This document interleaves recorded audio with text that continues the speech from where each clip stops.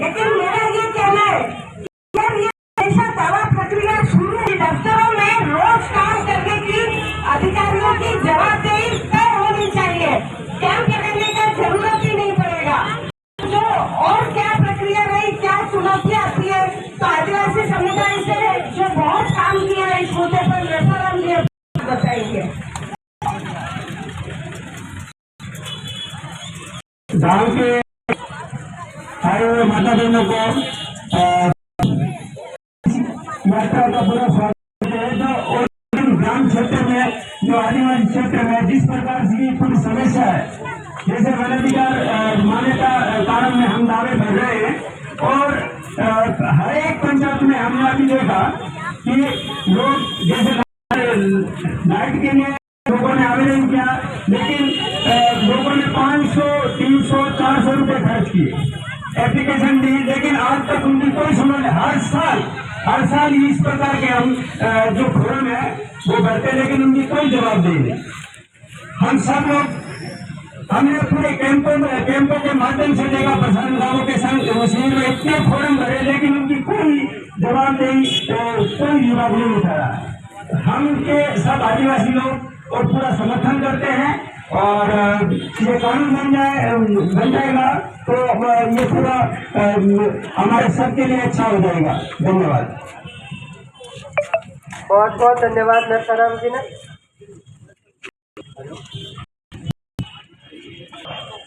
तो अभी हम थोड़ी देर में निकलेंगे। हमारे साथी एक कथा सुना रहे लोगों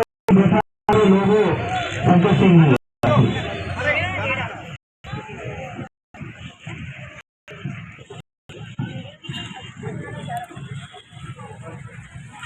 हाँ शंकर जी, किसी की कोई शिकायत है तो उधर लिखा दे। हाँ, और मिस कॉल पे ये जो नंबर है मिस कॉल का, उस पर मिस कॉल भी दे। ये इलाका है के लिए, और यहाँ से गुजरात में भी जाते हैं तो वो प्रदेश, उसको कहते हैं प्रदेश, मतलब गुजरात गए मजदूरी में तो उसको प्रदेश कहते हैं कि हम प्रदेश जा रहे हैं। उनके लिए प्रदेश का मतलब मजदूरी करने के लिए राजस्थान से गुजरात। तो उनकी क्या हालत है उसके ऊपर, तो आकार का टाइम और गए वापस आ रहे हैं, तो उनके और गाँव वालों के बीच में रामासामा होता है, बातचीत होती है। तो वो कैसे होती है, तो गाँव में रहकर वो कह रहे हैं, अरे आयो दया राम राम कर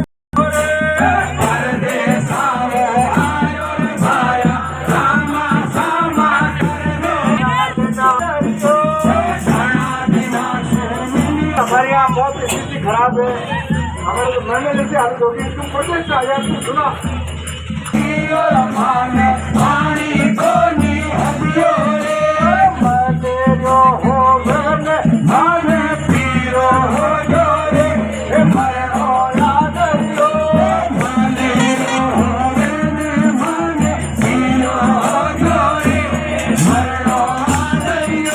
हालत खराब थी, बहुत कमजोर था, टुकड़ा पतला हो गया। तो गाँव वालों ने पूछा कि क्या हुआ, तो उसने कहा कि पानी नहीं आती हो, मतलब आगे पानी रात नहीं आया, पहले मलेरिया हुआ तो कीड़ा हो गया, तो मेरी हालत खराब हो गई। तो फिर भी गाँव वालों ने कहा कुछ तो लाया होगा, कुछ लाया होगा। तो उसको पूछते हैं, अरे परदेसा आयो माया रसिया कचरा लोरे तो गोरे माथे खाल परियो रे मरनो आ गयो। आपने बहुत बुरी हमारे से अकाल पड़ गया, फसल सूख गई। तो रुपया कितना लाया, तो मजदूर कहता है, अरे परदेसा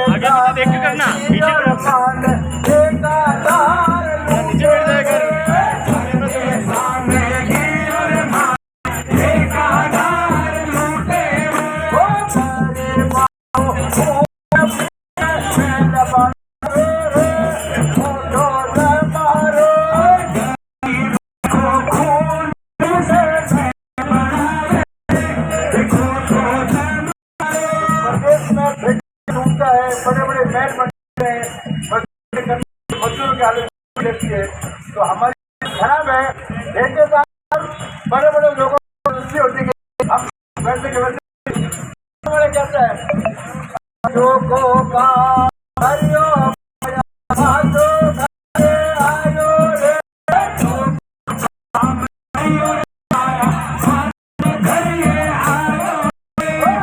कर धारा चावरिया हर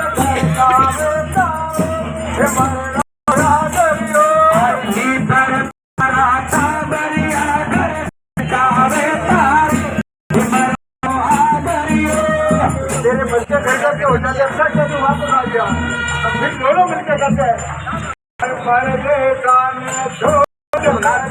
आजो घर आयो रे परदेसाने छोड़ तू आजो घर आयो रे आदि रोटी खान खाते डगरा तेरा रे मीठो मेरा वो आधी रोटी खार आठे दिनड़ा तोड़ा रे ये मीठो मेवा रो मीठो मेरा वो जियो रे मीठो मेवा रो मीठो मेवा रो अरे मीठो मेवा रो साथियों लॉकडाउन के टाइम में जब कोरोना का आया था संकट उस समय सब मजदूर पैदल बहुत दूर दूर से आए अपने घर में हालत खराब मंदिर में हालत खराब और उस समय इस देश के दो अमीरों की दौलत इतनी बड़ी तो आप अंदाज नहीं लगा सकते उस 9 महीने में जब मजदूर यहाँ फटेगा था कोरोना की टीका छेड़ रहा था उस समय अदानी और अंबानी की संपत्ति 13 लाख करोड़ रुपया बनी गई 9 महीने में 2 लोगों की दौलत इतनी बड़ी 1 लाख करोड़ में पूरे भारत की नरेगा सकता है अगर वो दौलत को देखो तो 13 लाख करोड़ 13 लाख कर सकता है ऐसे 2 अमीरों की दौलत इतनी बड़ी सरकार का चुकाव अमीरों के हाथ में है इसलिए भी जवाबदेही कानून बहुत जरूरी है कि आप जवाबदेही कानून पास करो ताकि हमारी जिंदगी बदले हमारे दिन अच्छे हो हकीकत में दिन अच्छे हो केवल मोदी के कहने पर अच्छे नहीं हो सकते मोदी जी ने कह दिया और इस बार मोदी ने मेहरबानी की मोदी जी ने बहुत बड़ी मेहरबानी की 1 रुपया मंदिरों को मिला नरेगा में 1 रुपया बजाया रोज का ये बहुत बड़ी मेहरबानी की है कि मंदिरों को तोहफा दिया 1 रुपया शर्मनाक यहाँ पे है शिकायतें भी लिखी जा रही है, शर्मनाक सिग्नेचर यहाँ पे किए जा रहे हैं। शर्म की बात है वो दोनों ही सरकारों की बात करें ये कोई स्वामी बीजेपी की बात नहीं है जो सरकार में सत्ता में बैठा है वो यहाँ पर जनता की जो शिकायतें भी जो है लिखी जा रही है, जो छोटी बड़ी शिकायतें हैं, पेंशन की है, राशन की है, पट्टे की है। भीख नहीं अधिकार मांगते हैं अधिकार मांगते हैं भीख मांगते हैं हमारी सरकार हमारी सरकार हमारी सरकार हमारे गाँव में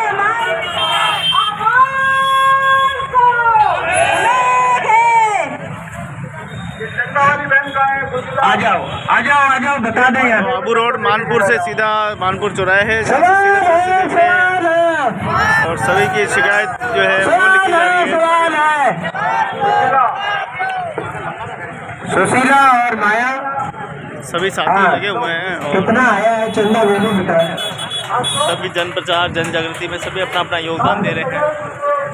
तो ये चौराहे पे देखें आप, मानपुर चौराहा है ये आबू रोड का, और यहाँ पर 1 घंटे का पूरा प्रचार प्रसार ये हुआ है। और आप ये सीधे दृश्य देखें, यहाँ हर कोई हैरान है कि ये जवाबदेही यात्रा किस प्रकार से आई है, जवाबदेही यात्रा क्या है, इसके बारे में संक्षेप में बताया गया है।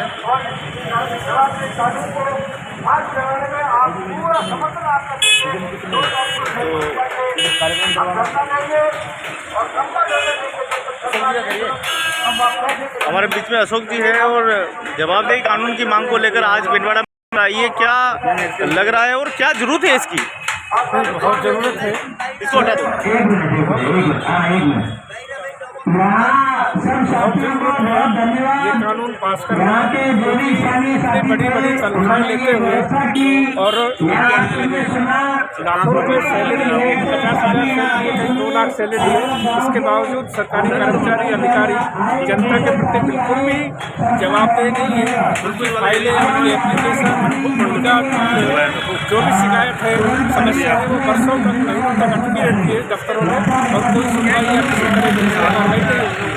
इसलिए हमें लगता है कि ये कानून अवश्य पास होना चाहिए। और दूसरा ये है कि गहलोत सरकार ने खुद ने ये घोषणा की थी कि वो अगर सत्ता में आते हैं तो वो जवाबदेही कानून पास करेंगे। तो ये जरूरी है कि अब वो इस अपनी बात को पूरा करें और प्रदेश में जल्द से लागू करें और हो सके तो इसी सत्र में उसको कानून को ला करके बड़ी। तो देखिए, कानून की मांग लेकर आज आबू रोड ये यात्रा पूरी लगातार जन जागृति की हमारे बीच में मेघवंशी हमारे साथ में मौजूद है और ये यात्रा अब समाप्त होने वाली है और एक रैली के रूप में जो है यहाँ पे निकली है। आखिर क्या हो गया ऐसा कि आरटीआई कानून आया उसके बाद इस कानून की जरूरत पड़ गई? क्या आप तो बार बार हम कह रहे हैं कि आरटीआई कानून के आगे की कड़ी है, आगे का कदम है, क्योंकि आरटीआई में आप लेते हैं लेकिन सूचना पर कार्रवाई अगर करवानी है तो उसकी जो जवाबदेही तय करनी है वो ये कानून की मांग के साथ लोग कर रहे हैं। और अब ये कार्यक्रम हुआ, इसके बाद अब एक रैली इसकी चल रही है। तो आप देखिए, ये रैली चल रही है और रैली में हमारे साथ मेघवंशी साहब है। आखिर इतना बड़ा बैनर लिए, इतनी बड़ी तख्ती लेके, इतना लाज और जमावड़ा करके हम इस राजस्थान की जनता को क्या देना चाहते हैं? एक जवाबदेही का प्रभावी कानून, बस यही मांग है। इस कानून में ऐसी क्या खास बात आपको लग रही है कि ये कानून आने के बाद? ये कानून आने के बाद अधिकारी कर्मचारी जो है वो यही। तो आप देखिए, जवाबदेही कानून की मांग को लेकर लगातार ये देखिए 8 फीट लंबा बैनर और तमाम हमारे साथी जो मौजूद है वो यहाँ पे मौजूद है और पूरी रैली जो है वो निकलने जा रही है। और आबू रोड पिंडवाड़ा से सीधा दृश्य है, ये पिंडवाड़ा आबू रोड का ये दृश्य है और आबू रोड के इस मानपुरा चौराहे का ये दृश्य है। और जन जन को जागरूक करने के लिए हमारे ये सभी कर्मवीर योद्धा, सभी जवाबदेही योद्धा देखो इतने लंबे बैनर को घंटों से पकड़ के खड़े हैं और इनकी देखो इनकी हिम्मत को सलाम करते हैं। ये अपनी पूरी मेहनत और पूरा लगन से इस काम को कर रहे हैं कि जवाबदेही कानून लागू हो। तो साथियों, ऐसे जनहितार्थ काम में आप भी अपनी भागीदारी निभाएं। आप जिस शहर में रहते हैं, जिस ज़िले में रहते हैं, आप भी अपनी सहभागिता निभाएं और जवाबदेही कानून को लागू कराने के लिए करें। ये देखिए, हमारे साथी अपना घर बार सभी छोड़कर और पूरा सन्यासी की तरह पूरा समाज के लिए समर्पित जीवन किया है। क्या सोचते हैं आप? ये कानून बहुत बढ़िया है और इसके ना हो गई पीर पर पिघलना चाहिए, इस मामले से भी एक और गंगा निकलनी चाहिए। आज एक बार पर्दों की तरह हिलने लगी, शर्त लेकिन थी कि बुनियाद नहीं चाहिए। सिर्फ हंगामा खड़ा करना मेरा मकसद नहीं, मेरी शर्त है कि सूरत बदलनी चाहिए। और ये कानून ऐसा कानून है कि गरीब लोगों की सूरत बदलने वाला कानून है। आप जो वीडियो बना रहे हैं, आपको बहुत बहुत धन्यवाद। तो देखिए, आप तमाम साथी, तमाम जितने भी है, एक ही मांग करें, जवाबदेही कानून लागू। देखिए, ढोलक मजीरा ये उदयपुर जनजाति से ये बिलोंग करते हैं। क्या संदेश दिया? संदेश दिया जनता को? ये संदेश दिया कि जनता हमारे साथ जुड़े और हम आगे जाके ये जवाबदेही कानून पास करेंगे।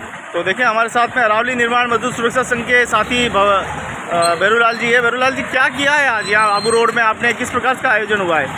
ये जवाबदेही यात्रा मतलब आज का जो कार्यक्रम हमारे यहाँ आबू रोड में अभी हमने किया, जो हमारी यात्रा के साथी थे और उन सब ने मिल करके ये कि हम मतलब यहाँ के जो लोग हैं, स्थानीय आदिवासी भी हैं, आदिवासी ग्रासिया जो भी लोग हैं, उनसे हमने ये निवेदन करा। ये आपका एक बहुत बड़ा एक मुद्दा लेके मतलब आप सबका है और जन भागीदारी के साथ इस कानून को मतलब राजस्थान की सरकार और केंद्र सरकार भी इसको समझे और इससे जन समर्थन के साथ में मांगते हुए हम इस कानून की मांग भारी जोर शोर से यहाँ की जनताओं से हमने निवेदन किया।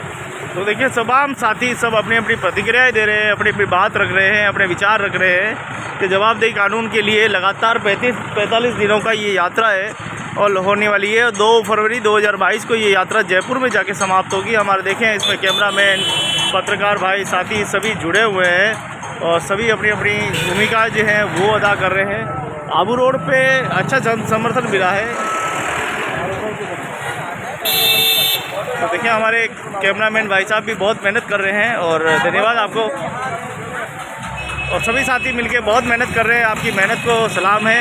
आइए थोड़ा सा जवाबदेही जो कानून है, आज जो यात्रा जन समर्थन निकाली गई है आबू रोड में, क्या इसके सकारात्मक परिणाम जो है हम देख रहे हैं, जनता के क्या रुझान आए हैं? आपने थोड़ा जनता से बात भी की है, मैंने देखा है। जनता का समर्थन तो इसमें काफ़ी लग रहा है।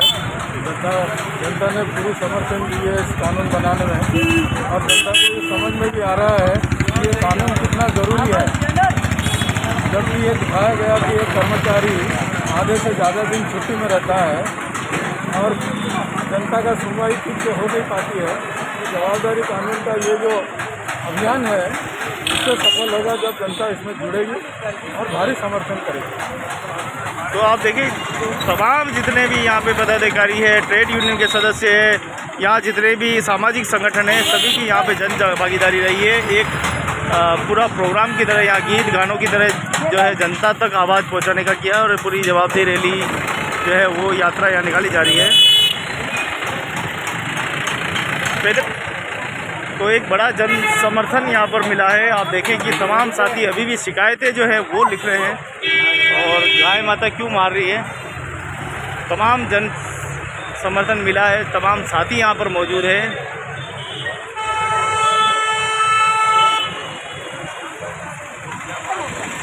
Hello hello. तो आइए बात करते हैं, थोड़ा बताइए कि आखिर जवाबदेही कानून क्यों ज़रूरी है राजस्थान के लिए? जवाबदेही कानून है इसलिए ज़रूरी है कि यहाँ पे प्रशासन या जो भी है, मतलब किसी काम को लेके जाते हैं आप लोग, उसका कोई जवाब नहीं मिलता और काम समय पर नहीं होता, जिससे मतलब जवाबदेही कानून बनेगा था, उनकी जवाबदारी बनेगी कि उनको मतलब काम करना है तो करना ही है। इसलिए क्योंकि टालम टोल नहीं करते, जैसे नरेगा में हम लोग काम पे जाते हैं तो हमारा लोग टास्क होता है कि टास्क पूरा करोगे तो पूरी मजदूरी मिलेगी। तो अधिकारी लोग जो भी है प्रशासन के कोई ऐसे टास्क या इस तरह कोई नहीं है जिससे उनको जवाबदेही उनकी है। इसलिए तो जवाबदेही कानून बनने के बाद उनको यह है कि दिन में कितनी फाइल निकालनी, कितना काम करना, उस हिसाब से उनको पेमेंट मिलेगा, तब अधिकारी को पता चलेगा कि ये, इसलिए ये लोग नहीं चाहते कि इस तरह कानून बने ताकि हमको ये मतलब काम करना पड़े। आखिर ये गांवों के संग कैंप लगा के क्या साबित करना चाहते हैं, और शहरों के संग जो कैंप लगाते हैं वो क्या साबित करना चाहते हैं अधिकारी? मतलब गाँवों के संग कैंप लगा के अधिकारी साबित करना चाहते हैं कि कैंप में काम होते हैं, तो कैंप में काम होते हैं तो आज काम क्यों नहीं होते? तो इसीलिए क्योंकि मतलब कैंप में उनकी जवाबदारी बनती है कि मतलब इतना टारगेट पूरा करना, इसलिए वो कैंप में मतलब ये उनके टारगेट पूरा करते हैं, लेकिन आए दिन वो काम नहीं करते हैं। लेकिन जवाबदेही कानून बनने के बाद जो कैंप में होता है वो आए दिन काम मतलब। तो आप देखिए ये तमाम, आपका परिचय दे दें एक बार। मेरा नाम लक्ष्माराम कराची है, मैं चंडीगढ़ से रहने वाला हूँ, आदिवासी हूँ।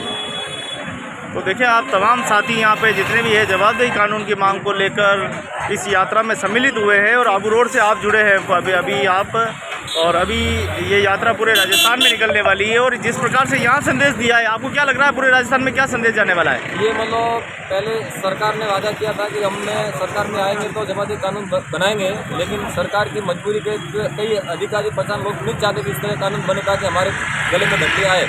इसीलिए मतलब अभी ये जो 33 जो जिलों में जो पदयात्रा 20 से मतलब जो 22 फरवरी तक जो घूम रही है, इससे जो यात्रा से सरकार पर प्रेशर पड़ेगा और इनको जवाबदेही कानून बनाना पड़ेगा। जवाबदेही कानून नहीं बनेगा तो आगे तक के संगठन जो भी ये पदयात्रा घूम रहे वो संघर्ष करेंगे और इनको आखिर में जवाबदेही कानून बनाना ही पड़ेगा। आखिर बूढ़ी बूढ़ी माताओं को पेंशन के लिए भटकना पड़ता है, अधिकारी क्यों नहीं काम करते, क्या लगता है आपको? अधिकारी तो सब मतलब यह आदिवासी मोरा खूब बिल्कुल मोर खूब समस्या है। समस्या कैसा है कि नहीं बना पेंसिल, कोई आगे पीछे देखता है, कोई जल्दी जल्दी पेंसिल नहीं बनाता, और इनके बारे में कोई कौम है तो कोई बोलता नहीं है। आगे जाओ तो कौन बोलने वाला हो, आप आपका बूढ़ा देखता है, बूढ़ा देखता है तो थोड़ा कौम में आ रहा है। आदिवासी कोई भी हो तो आदिवासी तो बाबरा गरीब है, આપણે એનો મોટો મોટો એનો ગાँव है ना कड़े सिटी में तो बोलवा। ये लोग कहते हैं कि हम गरीबों के घर से निकल के जाते हैं, बड़े बड़े अधिकारी बन जाते हैं, फिर काम क्यों नहीं करते गरीबों का? काम क्यों नहीं करते हैं, वही तो बात है। गरीबों के लिए काम नहीं है, और रोजगार है तो रोजगार में कोई अच्छा काम नहीं है, सब बंद है। तो इनके लिए पूरी सुविधा चाहिए। ज़्यादा शिकायतें किस चीज़ की आ रही है? आपको लग रहा है कि ज़्यादा शिकायतें कहाँ दर्ज हो रही है? ज़्यादा शिकायतें एक तो पेंशन के बारे में है, जो पेंशन जो ऑनलाइन है, पहले ऑफलाइन था।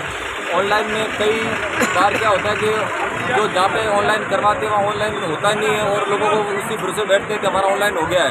एक ये खाद्य सुरक्षा है जिसमें लोगों को जो गरीब लोग हैं जिनके खाते में नाम नहीं है, जिनको गेहूँ नहीं मिलती है, और एक जैसे मतलब इनके लाइट के फाइलें हैं और बहुत सारी समस्या है जो यहाँ पे आदिवासी लोग जो जंगलों में बचे हुए हैं। तो यहाँ वनाधिकार की जो वनाधिकार मान्यता कानून बना हुआ है, उस कानून के तहत जो पहले पट्टे मिले थे, लेकिन अभी जो पट्टे की कार्रवाई अभी लोग ये करते ही नहीं, अपने ऊपर लेना चाहते नहीं है। अभी इन्होंने कैंपों में फाइलें ली है, लेकिन उस फाइलों का जो अगर आगे कोई ट्रेनिंग नहीं होती तो ये पट्टे फाइलें मतलब कागजात में पड़ी रहेगी। तो हर अधिकारी अपने से काम से बचना चाहता है कि ये किसी को सोचता है कि तो ये काम मेरा नहीं, ये काम उसका है। और पेंशन में कई बार क्या होता है कि हर साल में सत्यापन करवाना पड़ता है, सत्यापन नहीं हो जाती पेंशन में, तो ये चाहता है उनको बता रहे या मतलब उनके काम हो। मतलब तो समस्या अब यहाँ गाँवों में पानी है, बिजली है, रोजगार है, कई तरह की समस्या पे है। अधिकारी मतलब आगे से आगे भेजेगा और वो काम करेगा मतलब। तो इसलिए जब बाद एक कानून से ही मतलब इन पे ऐसा टास्क का जैसे कि हमारे पे टास्क है आप एक है मतलब नौकरी इतने खोजेंगे तो आप इतनी मजदूरी मिलेगी, अगर नहीं खोजेंगे तो दाढ़ी भी मिलेगी। इसी तरह इनके भी जैसे एक दिन में 10 फाइल निकालनी है या ये काम करने हैं, टारगेट पूरा इतना काम नहीं करने का आपको पेमेंट कम होगा, तो इनके मतलब जब बाद ये कानून करने के लिए तो ये हमारे गरीब जनता आम पब्लिक को इसका बेनिफिट मिलेगा। मतलब वैसे साहब एक बात पूछना चाहता हूँ, हमने अधिकार अपने हाथ काट के सरकार को दे दिए, क्या हमें उस अधिकारों को लेने के लिए इतना बड़ा संघर्ष फिर करना पड़ रहा है? हमारे अभी तक ये जवाबदेही ये कानून बनाई नहीं है। हम लोग जिससे मतलब जनप्रतिनिधि जो चुन के आगे भेजते हैं और वो जाके आगे जाके जो सरकारी जो महकमा है उनके जो उनसे मिल लेते हैं, और मिलने के बाद में अगर वो चाहते उस तरह वो कानून जो ये हुक्म चलाते हैं, क्योंकि वो पॉलिटिकल लोग उनसे मिल लेते हैं। तो हमारे मतलब यहाँ से जो चुन के भेजने का कोई मकसद नहीं है। तो हम ये जवाब एक कानून एक लिखित में कानून है, और अगर वो कानून धरातल पर लागू होगा उससे ही हमारा जो भी समस्या का समाधान होगा। मतलब क्या रणनीति आगे की आपकी 2 तारीख की, क्या 2022 को जो मिलने वाला है धरना, उसमें क्या रणनीति आपने तैयार की है? 2 फरवरी को जैसे ये पद यात्रा यहाँ से 2 फरवरी को जयपुर में जाएंगे, तो हम भी लोग यहाँ से मतलब जयपुर में जाएंगे और हम लोग जाके भी हमारी उनके आवाज़ के साथ हम आवाज़ मिलाएंगे, और एक से मतलब ज़्यादा मिलकर अगर प्रेशर पड़ेगा तो गवर्नमेंट को मजबूर होकर ये कानून बनाना पड़ेगा, ताकि ये हम लोगों के लिए फ़ायदेमंद होगा। बहुत बहुत धन्यवाद, बहुत बहुत शुक्रिया। जवाबदेही कानून की मांग को लेकर लगातार यहाँ पर शिकायतें लिखी जा रही है। अगर गरसे साहब अगर ये जो सरकारी महकमा अगर काम करता तो ये पीछे ऐसी व्यवस्थाएं क्यों होती? अगर सरकारी महकमा काम करता तो आज आपके सामने मतलब जो चौराहे पे जो टेबल लगा है यहाँ पे इतनी शिकायत दर्ज हो रही है, और शिकायत में भी इनको नंबर दे रहे हैं, आधार कार्ड नंबर डाल रहे हैं, इनका फॉलो होगा मतलब, और इनकी सुनवाई होगी। जो ये शिकायतें हो रही है वो ये जयपुर जो जाके इनसे डायरेक्ट उनके पोर्टल पर डालेंगे, और उनके अगर जवाब मिलेगा, कोई को जवाब अगर नहीं मिलेगा तो ये लोग पैरवी करेंगे। इसलिए आज इतनी सारी शिकायतें आ रही है। मतलब अगर ये गाँव में अगर शिकायतें नहीं होती तो इतनी शिकायतें नहीं आती। मतलब तो आप देखिए तमाम साथी यहाँ पे जितने भी सामाजिक संगठन है सभी अपनी अपनी जो है शिकायतें लिख रहे हैं और जनता की शिकायतें सरकार तक पहुँचा रहे हैं। और हमारे बीच में कुछ सामाजिक संगठन आए हैं। किशोरी, क्या है आपका मुद्दा जो आप बता रहे थे? आखिर किशोरियों को क्या मिलना चाहिए? 5,000 कैसे मिलेगी उनको? क्या आपने कोई डेमो तैयार किया सरकार को बताने के लिए? हमने लड़कियां तैयार करी हैं। हमारे पास 10-10 गांव हैं, जिसके अंतर्गत हमने 25-25 के समूह बनाए हुए हैं लड़कियों के, कि भाई कैसे लड़कियों को स्कॉलरशिप नहीं मिल पाती है, उनकी क्या समस्याएं रही है, या स्कूल से क्यों नहीं हो पा रहा है। वो ऑनलाइन फॉर्म तो भर देती हैं लेकिन उनकी छात्रवृत्ति आती ही नहीं है अकाउंट में। 2018 के बाद अभी तक उनकी छात्रवृत्ति आई नहीं है। लड़कियां जो 8th में जो छात्रवृत्ति आई है बस उसके बाद उनकी कोई छात्रवृत्ति आई नहीं है। लड़कियां 12th में आ गई हैं लेकिन अभी तक कोई ना छात्रवृत्ति है, छात्रवृत्ति के नाम पे 1 रुपया भी नहीं आया उनके अकाउंट में। लड़कियां सब परेशान होती है।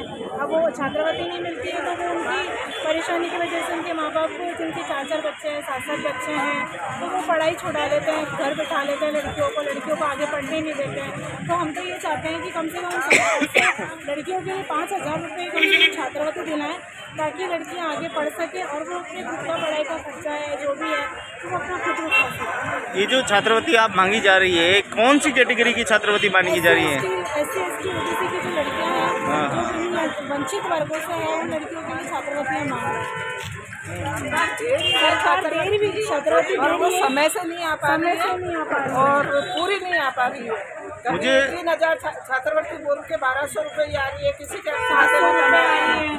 मुझे ये बताइए कि सशक्त नारी उन्नत नारी का जो सरकार ने नारा दिया है, बाल कल्याण समिति जो बनी हुई है, महिला विकास जो पूरा विभाग बना हुआ है, क्या सशक्त बनाएंगे जब स्थिति ऐसी है? आपको क्या लगता है? बिल्कुल सही बात है। अगर लड़कियां ही आगे नहीं बढ़ेंगी तो अगर उनकी पढ़ाई नहीं पूरी होती तो वो क्या करेंगी? तो ये विभाग क्या कर रहे हैं, ये मुझे थोड़ा सा चाहिए था कि इन विभागों के खिलाफ आपने क्या एक्शन लिया? टेक्निकल प्रॉब्लम है तो तनख्वाह मत लो, आप कहते हैं ना टेक्निकल प्रॉब्लम है, तनख्वाह मत लो।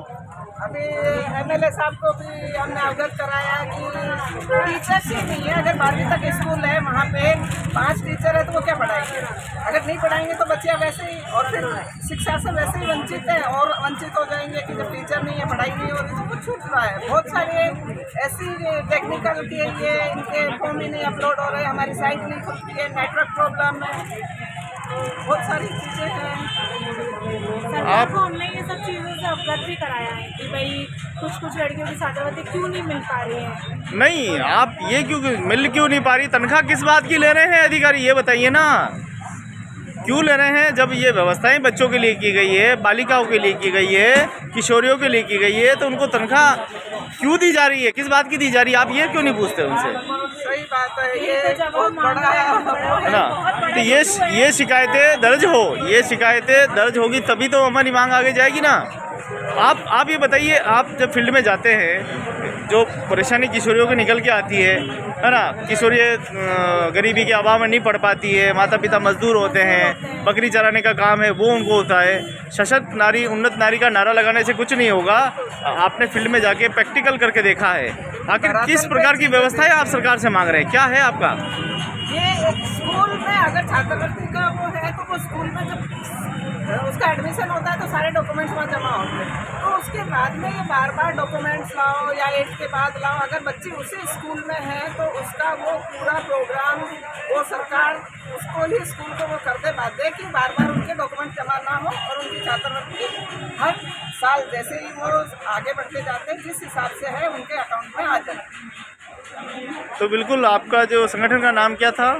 दलित आदिवासी पिछड़ा वर्ग किशोरी शिक्षा अभियान। ये करौली से सपोर्टा लोग हैं, वहाँ से शुरू हुआ है। अभी 5 जिलों के अंदर ये अभियान चल रहा है और हमारे पास आबू रोड ब्लॉक में 40 गांवों के अंदर ये काम 1000 किशोरी बालिकाएं, जिसका अभी एक बड़ा सम्मेलन हम 28 तारीख को करने वाले हैं। उसमें MLA और दूसरे शिक्षा विभाग के अधिकारियों को उस चीज़ों से अवगत कराएंगे ताकि ये मुख्यमंत्री तक किशोरी बालिकाओं की मांग जा सके। तो देखिए, आप तमाम सामाजिक संगठन, तमाम किशोरियों के साथ, बच्चों के साथ काम करने वाले संगठन सभी यहाँ एक साथ लाभबंद होकर इस जवाबदेही कानून में शरीक हुए हैं। और बड़ा अच्छा लगता है कि जनहित में ये मांग की जा रही है, बच्चों के विकास के लिए, महिलाओं के विकास के लिए, बुजुर्गों के विकास के लिए या युवाओं के लिए, सभी के लिए बात की जा रही है, जवाबदेही होते हो।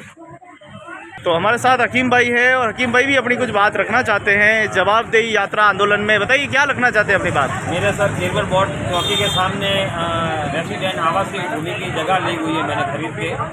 उसमें मैंने बांधकाम के लिए पहले चालू काम करने से पहले मेरे से बेकाराम सेक्रेटरी ने आके बोले काम चालू करने से पहले मेरे से पंचायत से NOC लेनी पड़ेगी। मैं वहाँ जाके मैंने एप्लीकेशन लिखवाई और एप्लीकेशन दी। फिर उन्होंने मेरे से पैसे मांगे।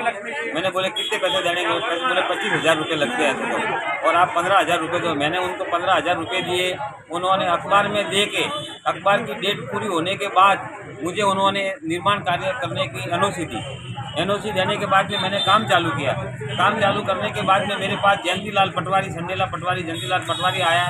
आने के बाद मेरे से उन्होंने पैसे मांगे, 50,000 रुपये मांगे।